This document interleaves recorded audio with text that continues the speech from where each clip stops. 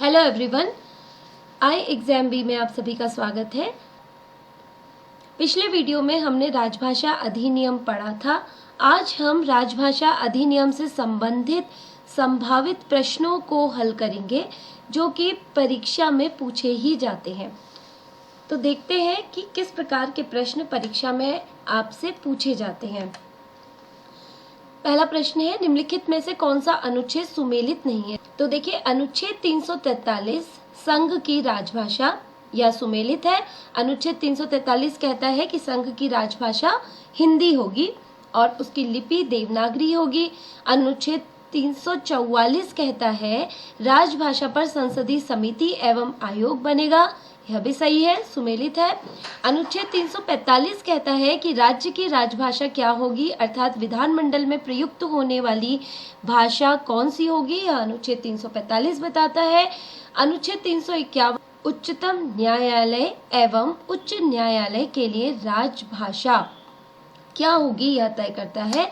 तो सही उत्तर है अनुच्छेद 351 जो कि सुमेलित नहीं है, क्योंकि अनुच्छेद 351 का संबंध हिंदी भाषा के विकास के लिए विनिर्देशित है। क्योंकि अनुच्छेद 351 कहता है कि हिंदी भाषा का विकास किस प्रकार से होगा और हिंदी भाषा के विकास के लिए कौन कौन से कार्य करना आवश्यक होगा। तो इसका सही उत्तर होगा घ, अनुच्छेद 351। आगे बढ़ते हैं। दूसरा प्रश्न है, संघ की राजभाषा हिंदी ही होनी चाहिए, यह प्रस्ताव सर्वप्रथम संसद में प्रस्तावित करने वाले थे। पहला है पुरुषोत्तम दास टंडन, सी राजगोपालाचारी, बाल गंगाधर तिलक और गोपाल स्वामी अयंगर। हिंदी भाषा को राजभाषा बनाने में महत्वपूर्ण योगदान रहा, किंतु जो गोपाल स्वामी अयंगर भारतीय संविधान सभा के निर्मात्री समिति के सदस्य थे और 1937 से 1943 तक वे जम्मू कश्मीर के प्रधानमंत्री भी रह चुके थे और अनुच्छेद 370 के तहत जम्मू कश्मीर को विशेष दर्जा भी गोपाल स्वामी अयंगर ने ही दिलाया था। और संघ की राजभाषा हिंदी ही होनी चाहिए, यह विशेष प्रस्ताव जो था वो संसद में सबसे पहले प्रस्तावित करने वाले गोपाल स्वामी अयंगर थे। तो इसका सही उत्तर होगा घ। आगे बढ़ते हैं। प्रश्न 3, हिंदी भाषा में मौलिक लेखन हेतु राजभाषा विभाग द्वारा कौन सा पुरस्कार दिया जाता है? तो राजभाषा विभाग द्वारा कई पुरस्कार दिए जाते हैं जो भी हिंदी भाषा में लेखन होता है। यहाँ पर पूछा गया है हिंदी भाषा में मौलिक लेखन हेतु कौन सा पुरस्कार दिया जाता है। पहला है साहित्य अकादमी, दूसरा है राजभाषा गौरव पुरस्कार, फिर है राजभाषा कीर्ति पुरस्कार और चौथा है ज्ञानपीठ पुरस्कार। तो हिंदी भाषा में मौलिक लेखन हेतु राजभाषा गौरव पुरस्कार दिया जाता है। हिंदी दिवस पर हिंदी भाषा में ज्ञान विज्ञान की मौलिक पुस्तक लिखने पर या फिर कोई भी केंद्र सरकार के कर्मियों के द्वारा उत्कृष्ट लेख लेखन हेतु यह पुरस्कार दिया जाता है राजभाषा विभाग के द्वारा। और यह पुरस्कार तकनीकी विज्ञान से जुड़े हिंदी भाषा के पुस्तक लेखन को प्रोत्साहित करने के लिए भी दिया जाता है। तो इसका सही उत्तर होगा राजभाषा गौरव पुरस्कार। प्रश्न 4 है, राजभाषा नियम 1976 किस राज्य पर लागू नहीं होता है? तो राजभाषा नियम 1976 तमिलनाडु पर लागू नहीं होता है, क्योंकि तमिलनाडु ने हिंदी विरोधी काफी आंदोलन करे थे, तो इसलिए 1976 तमिलनाडु राज्य पर लागू नहीं होता है। प्रश्न 5 है, राजभाषा अधिनियम 1963 क्यों पारित किया गया? 1965 के बाद भी हिंदी के साथ प्रादेशिक भाषा को जारी रखने के लिए, 1965 के बाद भी हिंदी के साथ क्षेत्रीय भाषा को जारी रखने के लिए, 1965 के बाद भी हिंदी के साथ अंग्रेजी भाषा को जारी रखने के लिए और चौथा ऑप्शन है केवल हिंदी भाषा को जारी रखने के लिए। तो राजभाषा अधिनियम 1963 इसलिए पारित किया गया क्योंकि संविधान के लागू होने के 15 वर्षों के बाद यह प्रश्न था कि देश में हिंदी भाषा रहेगी या फिर अंग्रेजी भाषा। तो इसके लिए 1963 का राजभाषा अधिनियम पारित किया गया और मुख्य रूप से यह बताया गया उसमें कि 1965 के बाद भी हिंदी के साथ अंग्रेजी भाषा जारी रहेगी, अर्थात जितने भी सरकारी कामकाज होंगे उसमें हिंदी के साथ अंग्रेजी भाषा को भी प्राथमिकता प्राप्त होगी, इसलिए इसका सही उत्तर हो जाएगा ग। छठा प्रश्न है, हिंदी के सर्वप्रथम प्रकाशित समाचार पत्र का नाम क्या है? ज्ञान प्रदायिनी, उदंड मार्तंड, तत्वबोधिनी और बंगदूत। तो इसका सही उत्तर है ख, उदंड मार्तंड। उदंड मार्तंड हिंदी का प्रथम समाचार पत्र था। यह 30 मई 1826 को कलकत्ता से प्रकाशित हुआ था और साप्ताहिक पत्र के रूप में इसको शुरू किया गया था। उस समय अंग्रेजी और बांग्ला में तो प्रकाशन हो रहे थे, लेकिन हिंदी भाषा में कोई भी पत्र प्रकाशित नहीं हो रहा था। इसके संपादक थे श्री जुगल किशोर शुक्ल जी। तो हिंदी भाषा का सर्वप्रथम प्रकाशित समाचार पत्र का नाम था उदंड मार्तंड। फिर है, संविधान की 8वीं अनुसूची में कितनी भाषाएं हैं? 21, 18, 22, 33। तो संविधान की 8वीं अनुसूची में 22 भाषाओं को सम्मिलित किया गया है। इन भाषाओं में से 14 भाषाओं को संविधान के प्रारंभ में ही सम्मिलित कर लिया गया था। वर्ष 1967 में केवल सिंधी भाषा को इसमें जोड़ा गया था।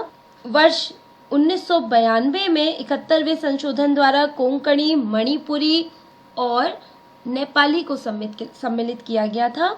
और वर्ष 2003 में, जो कि 2004 से प्रभावी हुआ था अधिनियम, उसमें बोडो, संथाली, मैथिली और डोगरी भाषाओं को सम्मिलित किया गया था। तो इस तरीके से संविधान की 8वीं अनुसूची में 22 भाषाएं हैं, जो पहले 14 भाषाएं थी और क्रमवार रूप से इनमें संशोधन करके अन्य भाषाओं को भी जोड़ा गया।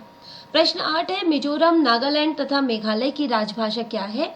तो मिजोरम, नागालैंड और मेघालय की राजभाषा हिंदी नहीं है, हिंदी और अंग्रेजी भी नहीं है, वहाँ की राजभाषा अंग्रेजी है। तो इसका सही उत्तर हो जाएगा ख, अंग्रेजी। प्रश्न 9 है, राजभाषा अधिनियम 1976 के अधीन क, ख, ग क्षेत्र में से ख क्षेत्र का तात्पर्य क्या है? देखिए, राजभाषा नियम 1976 में हिंदी के अनुमानित ज्ञान के आधार पर देश के राज्यों या संघ शासित प्रदेशों को 3 क्षेत्रों में बांटा गया, जो कि क क्षेत्र, ग क्षेत्र और ग क्षेत्र थे। इनमें से क क्षेत्र जो है वो पूर्ण हिंदी भाषी है और ख क्षेत्र अर्ध हिंदी भाषी है, और इन दोनों में जो राज्य बचे हैं वह ग क्षेत्र में आते हैं। तो पूर्ण हिंदी भाषी क्षेत्र क क्षेत्र में आता है, ठीक है, ये इसका उत्तर नहीं होगा। अर्ध हिंदी भाषी क्षेत्र, तो अर्ध हिंदी भाषी क्षेत्र ख क्षेत्र में आते हैं। इसमें गुजरात, महाराष्ट्र, पंजाब और चंडीगढ़, दमन दीव और दादरा नगर हवेली मुख्य रूप से आते हैं। इसका सही उत्तर हो जाएगा ख, अर्ध हिंदी भाषी क्षेत्र। प्रश्न 10 है, निम्न में से कौन सी भाषा भारतीय संविधान की 8वीं अनुसूची में वर्णित नहीं है? तो अभी हमने पीछे डिस्कस किया था कि संविधान की 8वीं अनुसूची में 22 भाषाएं हैं, जिसमें नेपाली है, कश्मीरी है, सिंधी है, लेकिन अंग्रेजी भाषा वहां पर वर्णित नहीं है। तो इसका सही उत्तर हो जाएगा घ। प्रश्न 11 है, संविधान के अनुच्छेद 343 के अनुसार निम्नलिखित में से कौन सी भारतीय संघ की राजभाषा एवं लिपि घोषित की गई है? तो संविधान के अनुच्छेद 343 के अनुसार भारतीय संघ की राजभाषा हिंदी और उसकी लिपि देवनागरी घोषित की गई है। इसमें अन्य भाषाएं और उनकी लिपि भी लिखी हुई है। उर्दू की है फारसी, अंग्रेजी की है रोमन, पंजाबी की है गुरुमुखी। तो इसी तरह से हिंदी भाषा की जो लिपि है वह देवनागरी है और अनुच्छेद 343 के अनुसार हिंदी भाषा और देवनागरी लिपि को संघ की भाषा और लिपि घोषित किया गया है। राजभाषा विभाग भारत सरकार के किस मंत्रालय के अंतर्गत आता है? यह अक्सर प्रश्न पूछा जाता है।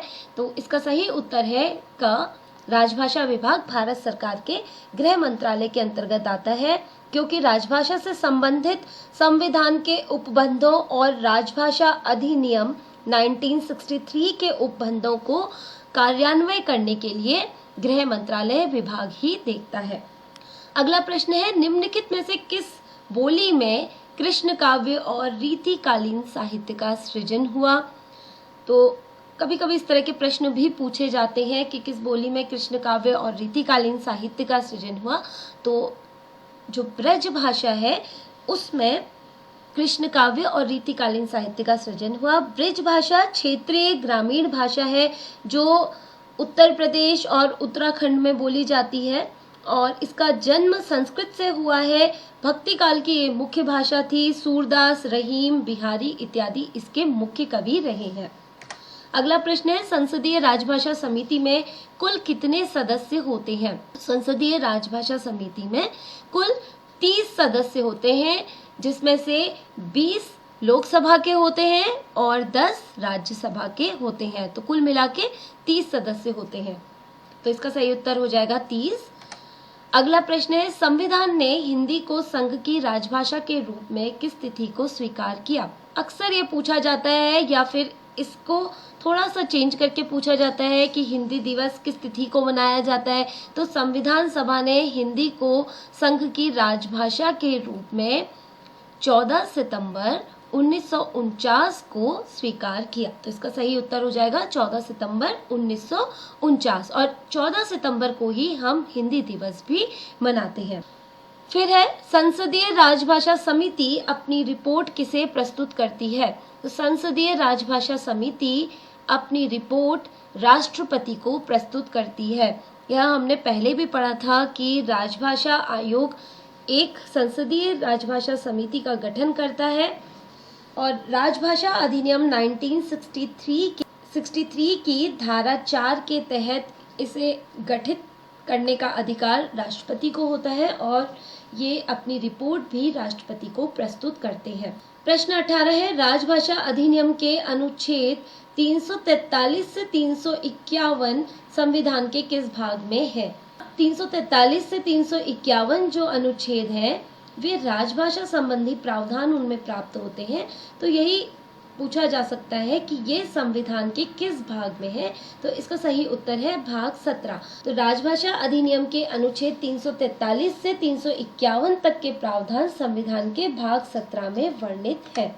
दूसरा प्रश्न है, भारत सरकार की राजभाषा की नीति का मुख्य आधार क्या है? भारत सरकार ने जो राजभाषा नीति बनाई हुई है उसका मुख्य आधार है प्रेरणा और प्रोत्साहन देना, अर्थात हिंदी भाषा को प्रेरणा देना और हिंदी भाषा में कार्य करने वालों को प्रोत्साहन देना भारत सरकार की राजभाषा की नीति का मुख्य आधार है। प्रश्न 20 है, संविधान के 71वें संशोधन में निम्नलिखित में से कौन सी भाषा जोड़ी गई है? अभी पीछे हमने डिस्कस किया था, संविधान के 71वें संशोधन में नेपाली भाषा को जोड़ा गया है। दमन और दीव, दादरा और नगर हवेली संघ राज्य क्षेत्र भाषा वर्गीकरण के अनुसार किस क्षेत्र में आते हैं? ये भी हमने 8वीं अनुसूची में डिस्कस किया था कि दमन और दीव, दादरा और नगर हवेली संघ राज्य क्षेत्र भाषाई वर्गीकरण में ख क्षेत्र के अंतर्गत आते हैं, अर्ध हिंदी भाषी क्षेत्र। प्रश्न 22 है, उर्दू को राजभाषा घोषित किया गया है। तो उर्दू को सबसे पहले राजभाषा बिहार और आंध्र प्रदेश ने घोषित किया था। तो बिहार और आंध्र प्रदेश की राजभाषा उर्दू है।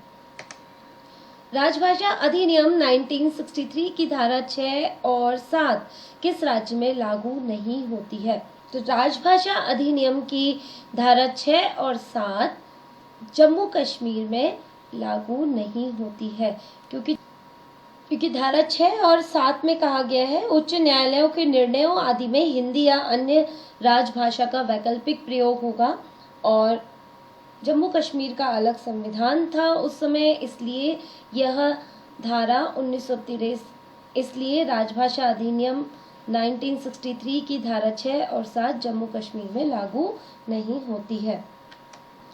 अगला प्रश्न है, राजभाषा आयोग की सिफारिशों पर विचार करने के लिए गठित समिति के प्रथम अध्यक्ष कौन थे? जब पूछा जाता है कि राजभाषा आयोग के प्रथम अध्यक्ष कौन थे तो उत्तर होगा बीजी खेर।